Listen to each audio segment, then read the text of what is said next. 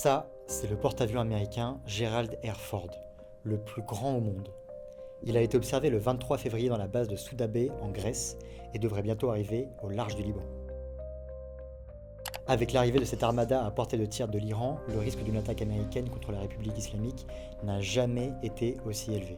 Aujourd'hui, sur quelle force les États-Unis pourraient-ils s'appuyer en cas de guerre et quelle puissance militaire pourrait lui opposer l'Iran et ses alliés? On fait le point pour vous. Déjà, les Américains peuvent compter sur leurs 19 installations militaires dans la région, en rouge sur la carte, dans lesquelles se trouvent entre 30 000 et 40 000 soldats. En plus de cette puissance terrestre, les États-Unis ont accumulé fin février leur plus importante flotte aérienne depuis leur invasion de l'Irak. La revue Le Grand Continent comptabilise ainsi entre 150 à 200 avions militaires. Du côté des forces navales, les États-Unis peuvent compter sur 19 navires de combat, dont 2 porte-avions, le Gerald R. Ford et l'Abraham Lincoln, ainsi que 14 destroyers, tous dotés de dizaines de missiles Tomahawk capables d'atteindre l'Iran. Mais si les États-Unis attaquaient l'Iran, ils seraient aussi probablement aidés par Israël et sa puissante flotte aérienne de plus de 600 appareils.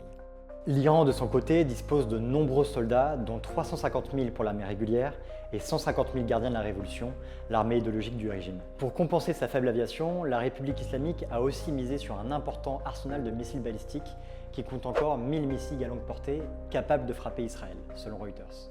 Quant à la marine iranienne, elle reste relativement limitée. Mais Téhéran l'a récemment mise en avant lors d'un exercice militaire dans le détroit d'Ormuz pour afficher sa volonté de bloquer cette voie stratégique pour le pétrole et le gaz en cas de conflit.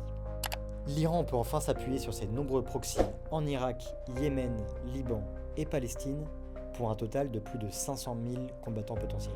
Les Houthis du Yémen constituent désormais la faction la plus puissante de ces milices pro-Iran, avec 350 000 soldats et un important arsenal de missiles balistiques capables d'atteindre Israël et les bases américaines. A l'inverse, le Hezbollah a perdu 70% de son arsenal de missiles lors de la dernière guerre contre Israël. Si le parti décidait malgré tout de s'impliquer aux côtés de l'Iran dans le conflit, Israël a menacé de frapper durement le Liban et notamment son aéroport.